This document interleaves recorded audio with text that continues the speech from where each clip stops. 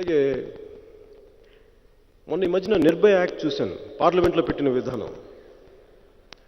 Rapes జరగటం మొట్టమొదట జీవితంలో మన దేశంలో ఇదేనా మొదటి రేపు? అంతకుముందు రేపులు జరగలేదా? అప్పుడు దాకా మీరందరూ కళ్ళు మూసిపోయి కూర్చున్నారా? ఏం చేస్తున్నారు మీరందరూ? ఒళ్ళుపై తెలియకుండా మర్చిపోయి తిరుగుతున్నారా? ఏం చేస్తున్నారు మీరందరూ? అంటే ఒక ఆడపిల్లని నలుగురు అత్యంత పాశవికంగా కిరాతకంగా రేప్ చేస్తే అప్పుడు కానీ మీరు మేల్కోరా? ఇన్ని దశాబ్దాలుగా ఇంతమంది రాజకీయ నాయకులు ఉన్నారు, విశిష్ట పార్లమెంటేరియన్లు ఉన్నారు, ఒక్కరోజు కూడా మీరు అడగరా? వరంగల్లో స్వప్నిక అనే ఒక ఆడపిల్ల ఉంది. ఆవిడ ఆ చెల్లెల మీద యాసిడ్ దాడి జరిగింది. యాసిడ్ దాడి జరిగితే నేను వెళ్ళాను. నాకు ఎంత విసుగంటే, నాకు అందరు పొలిటీషియన్స్ వెళ్తారు, చచ్చిపోయారు, వాళ్ళకి అమ్మాయి కాలిపోయిన వార్డులో ఉంది, ఎలా ఉన్నామ్మా ఎలా ఉన్నావు అంటారు. చచ్చిపోబోతున్న ఆడపిల్లని ఎట్లా అడుగుతారు మీరు? మనుషులను ఎట్లా అడుగుతారు? మీకు మానవత్వం లేదా? మీకు ఇక్కడ కూడా మీరు రాజకీయాలు చేస్తారా? నిజంగా మానవత్వం లేదు. అంటే ఆ రోజు మాకు ఫోటో తీయించుకున్నాం, మేము పరామర్శించడానికి ఇలా వచ్చాం, అది వెళ్ళిపోతారు. కనికరం ఉండొద్దు, మానవత్వం ఉండొద్దు. అందుకని చెప్పి నేను నిజంగా నాకు సడన్గా మనం ఇళ్ళగా ఉండలేం కదా, అందుకని దూరంగా ఉన్నాను. వెళ్ళా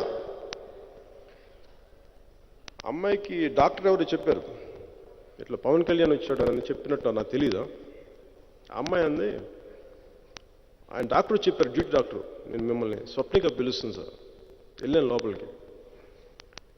వెళ్తే పాపం అమ్మాయి మొత్తం వాసిపోయింది, మొత్తం తాగలేకపోతుంది, నోటి మాట రావట్లా. అమ్మాయి అంది, ఒకటే అంది, అన్నయ్య ఇంక ఏ ఆడపిల్లకి ఇలా జరిగినవి కూడా చూడన్నయ్య.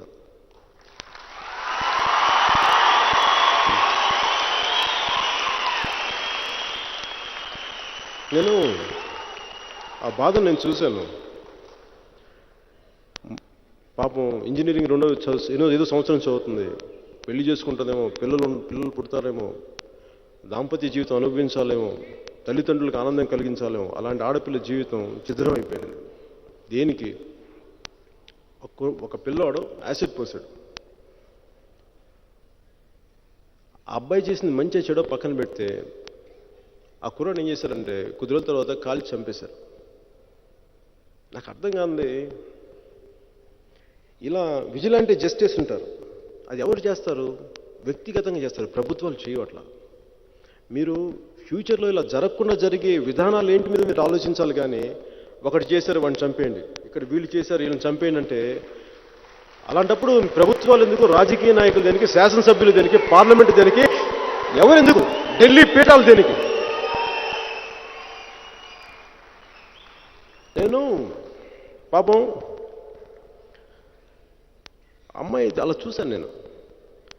అట్లాగా నాకు మన పార్లమెంట్లో మన గౌరవ పార్లమెంటు సభ్యులు మాట్లాడే విధానం ఒకసారి మీరు ఎప్పుడైనా టీవీస్లో దొరుకుతాయి, వీడియోస్ మన యూట్యూబ్లో దొరుకుతాయి, చూసుకోండి.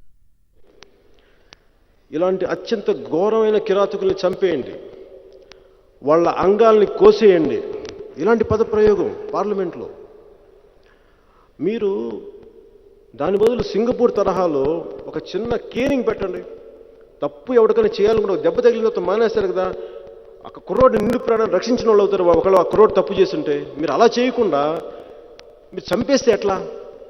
మీరు అలాంటి భయంకరంగా, అంటే 40 సంవత్సరాలు 50 సంవత్సరాలు అందరూ కళ్ళు మూసుకుపోయి ఉన్నారు, విందులు వినోదాలతోటి, వాళ్ళ డబ్బులు సంపాదనతో. సడన్గా ఒకరోజు మేల్కొన్నారు. ఎందుకంటే ఎక్కడో కన్యాకుమారిలో జరగల, కన్యాకుమారిలో జరిగిన దానికి వాళ్ళు రియాక్ట్ అవ్వాలా, దాదర్ ఎక్స్ప్రెస్లో 20 years బ్యాక్ జరిగిన దానికి రియాక్ట్ అవ్వాలా, అస్సాంలో జరిగిన దానికి రియాక్ట్ అవ్వట్లా, వాళ్ళకి దగ్గరలో ఉన్న ఢిల్లీలో జరిగింది.